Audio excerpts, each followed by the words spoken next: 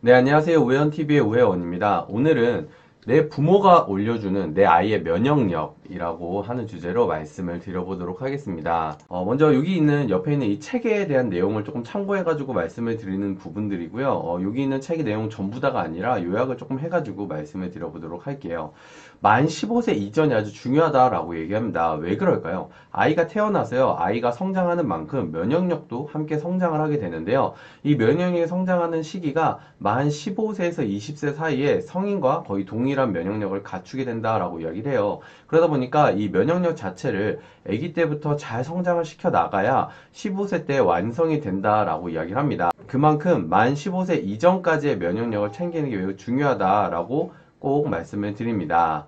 자, 그럼 도대체 이렇게 얘기하는 면역력이라는 게 도대체 무엇일까요? 면역력이라는 것은요, 이 외부에서 들어온 이 병원균이라든지 독소 같은 것에 저항을 하는 그런 힘을 이야기합니다. 그러다 보니까 이 면역력이 좋은 사람들일수록 잘 아프지 않는다는 특징이 있을 수도 있고요. 또는 아플 수도 있는데 그 아팠을 때 기간이 짧아진다든지 아니면 아팠을 때 그 저항도 자체가 강하다 보니까 뭐 별로 아픔을 못 느낀다든지 이런 상황들이 생길 수가 있게 되는 것이 바로 이 면역력이다라고 말씀을 드릴 수가 있습니다.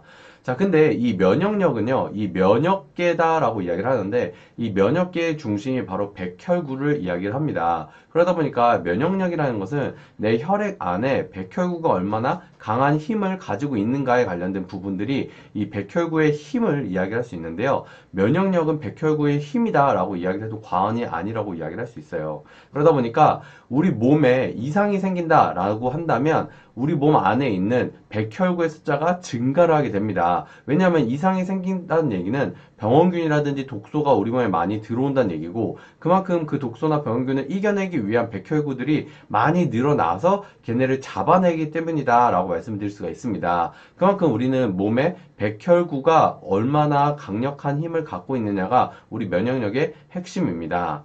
근데 이 백혈구라는 것은요, 이렇게 세 가지로 크게 좀 나눠질 수 있습니다. 과립구, 림프구, 뭐 매크로파지 이런 식으로 나눠지게 되는데, 이 백혈구들은 각각 다르게 면역 역할을 하게 됩니다. 그래서 예를 들자면 뭐 어떤 이물질이라든지 안 좋은 균 같은 경우를 직접 집어 삼켜가지고 우리 몸에서 몸 밖으로 배출하게끔 만드는 그런 백혈구도 있고요. 우리가 이겨낼 수 있는 항체 세포를 만드는 역할을 하는 게 바로 림프구가 하는 역할이거든요. 그래서 림프구가 항체를 만들어내게 되면 다른 병원균들, 예전에 있었던 균이 다시 들어오게 되더라도 그 균을 어떻게 이겨내면 되는지에 대해서 우리가 이미 알고 있는 상태가 됩니다. 그렇게 되면 굳이 더 많은 힘을 쓰지 않더라도 쉽게 그 병원균을 다시 한번 물리칠 수 있게끔 만드는 게 바로 림프구가 하는 역할이고요. 뭐 매크로파지나 과립구 같은 경우는 아예 집어삼켜서 우리 몸 밖으로 배출을 하는데, 과립구 같은 경우는 우리 활성산소라고 이야기를 하잖아요. 제가 예전에 어떤 다른 강의들 보면은 활성산소가 하는 좋은 역할 중에 하나가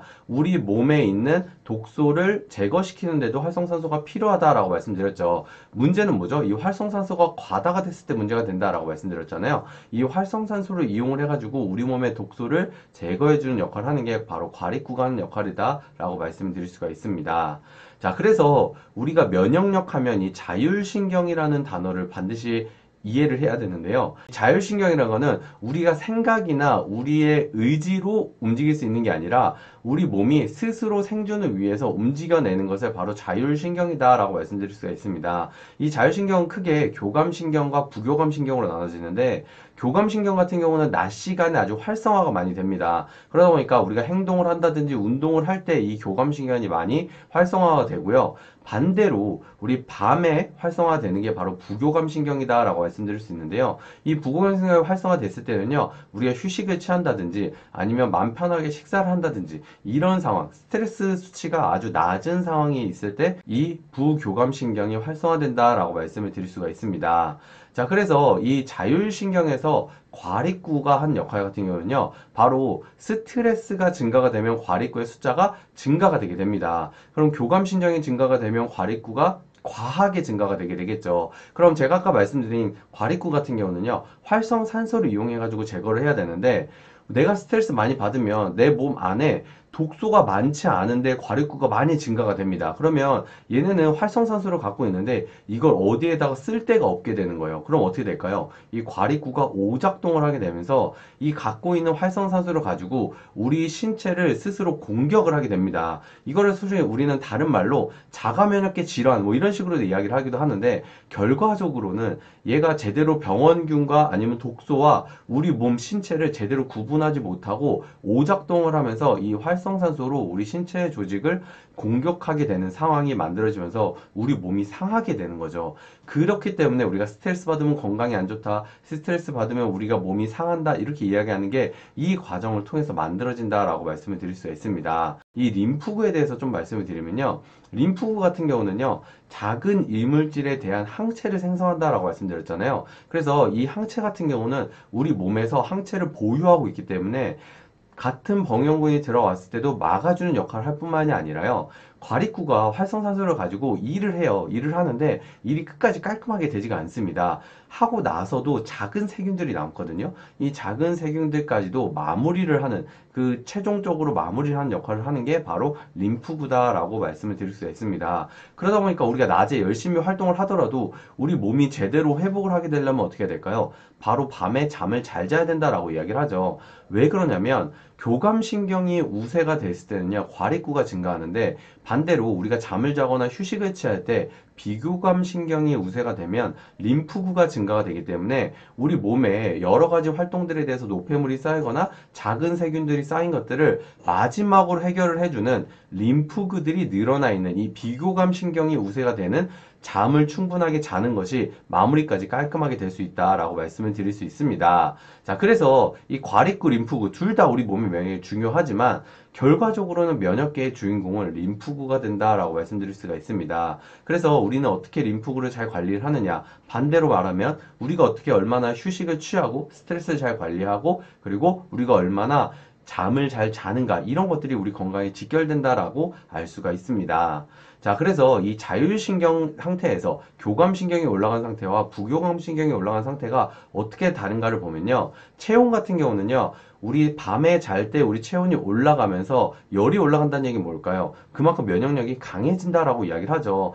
우리 소위 말해서 그런 이야기를 하죠. 체온이 1도가 올라가면 우리 몸의 면역력이 6배에서 많게는 뭐 한 20배까지도 올라간다라고 얘기를 하거든요. 그래서 우리가 밤에 잠을 잘 때 체온이 올라가는 만큼 우리 몸의 면역력은 올라가게 되고 우리 몸이 청소가 된다라고 말씀드릴 수가 있습니다. 혈압 같은 경우도요, 부교감신경이 증가되어 있는 밤에 같은 경우는요, 심박수가 느려지기 때문에 그만큼 혈압도 내려가고 천천히 맥박이 뛴다라고 말씀드릴 수 있습니다. 또 다르게 얘기하면 호흡 같은 경우도요, 깊고 느리게 호흡이 되는 반면 낮에는 얕고 빠르게 호흡이 됩니다. 왜냐면 우리가 아무래도 활동을 하고 움직여야 되다 보니까 빠른 산소 공급이 매우 중요하게 되겠죠. 그만큼 얕고 빠르게 호흡을 하는 게 낮에 교감신경이 올라갔을 때 나타나는 증상이다라고 말씀드릴 수 있고요. 네, 혈액순환 같은 경우도요, 부교감신경이 올라가 있는 밤 같은 경우는요, 아주 몸이 열이 올라가 있고 뜨거운 상태이기 때문에 더 혈액순환이 활발하게 움직여질 수 있다라고 말씀드릴 수가 있습니다.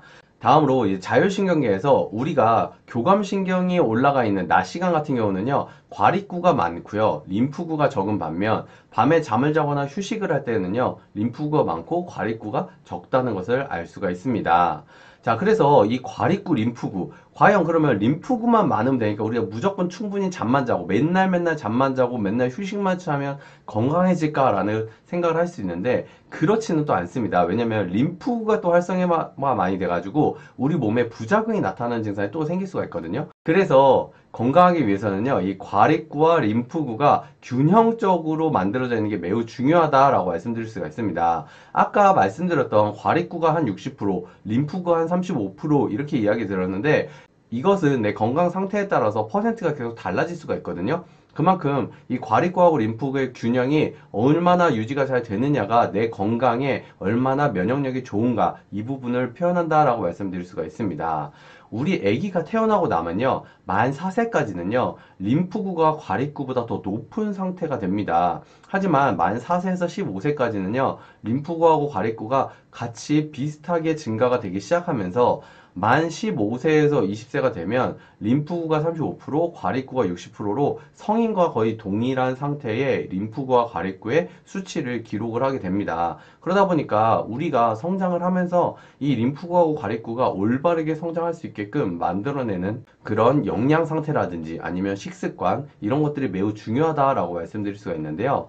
아이의 면역에 있어서 가장 중요한 핵심 5군데가 있습니다. 제일 첫 번째는 바로 가슴샘이고요. 두 번째는 이 목, 편도죠, 편도. 그리고 세 번째는 간, 장, 골수 이렇게 5가지 말씀드릴 수가 있는데요. 각각 좀 다르게 말씀을 드리면 가슴샘 같은 경우는요.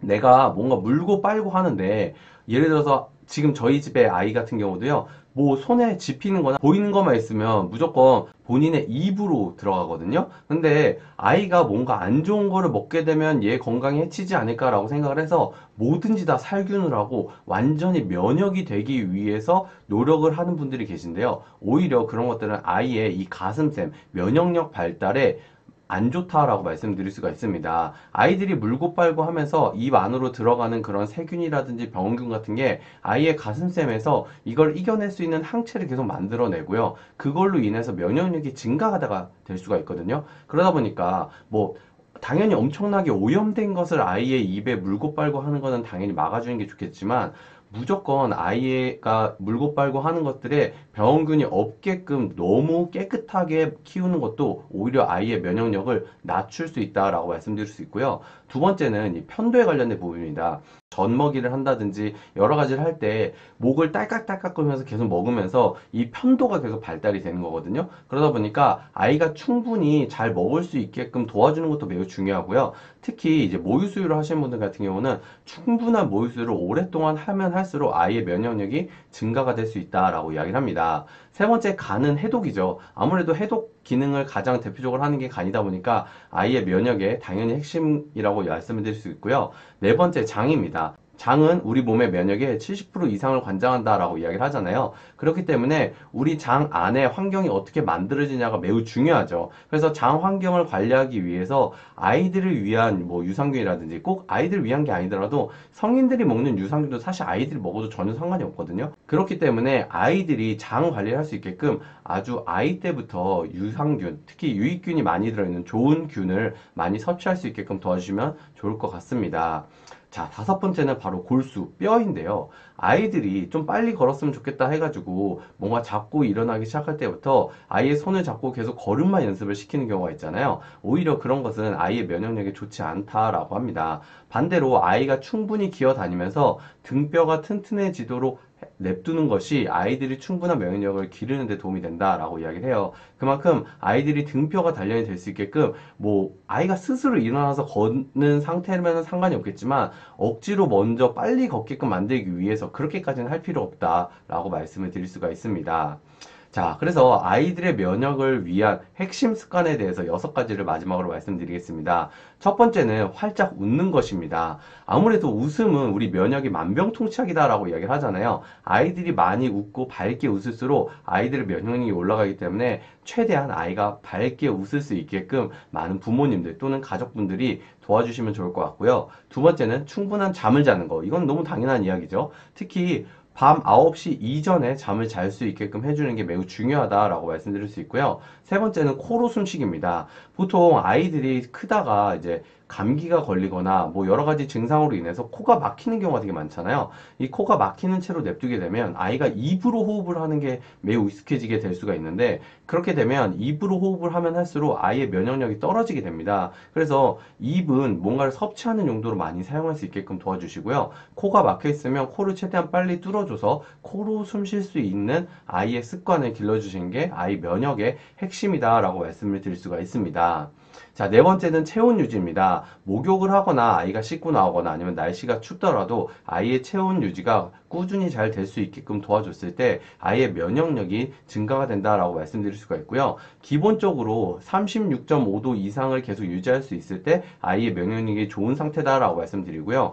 만약에 36도 밑으로 내려가게 되면 아이의 면역력에 조금 치명적일 수 있기 때문에 좀 아이의 온도를 좀 따뜻하게 해줄 수 있게끔 도와주시면 좋을 것 같고요. 다섯 번째는 마사지입니다. 아무래도 우리 몸의 성장이 엄청나게 발달을 하고 있는 상황이기 때문에 곳곳에 마사지를 꾸준히 해주시는 게 매우 좋고요. 만약에 전신 마사지가 조금 어렵다라고 한다면 손 부분만 꾸준히 잘 만져줘도 아이들에게 충분한 면역력 올리는 데 도움이 된다라고 얘기해요. 그리고 아이가 씻고 나오거나 했을 때 로션을 바르거나 뭔가 아이 몸에 발라줄 때 반드시 마사지를 충분히 해주는 게 도움이 됩니다. 마지막 여섯 번째는 바로 운동입니다. 뭐 간단하기를 직접 운동을 시킬 수는 없겠지만 아이가 성장하는 과정에서 꾸준한 운동을 충분히 해주면 해줄수록 아이의 면역에도 도움이 되기 때문에 지금 말씀드린 이 여섯 가지 습관을 잘 지켜주시는 것만으로도 아이의 면역력을 충분히 기를 수 있다라고 말씀드릴 수 있고요. 여기에는 넣지 않았지만 아이의 면역의 가장 중요한 핵심 중에 하나는 바로 아이의 영양입니다. 아이의 영양 상태가 가장 좋은 상태일수록 그만큼 면역 세포나 아니면 면역 상태를 유지할 수 있는 그런 에너지원이기 때문에 아이의 영양 상태도 꾸준히 잘 챙겨주실수록 아이의 면역력이 튼튼해질 수 있다라고 말씀을 드립니다.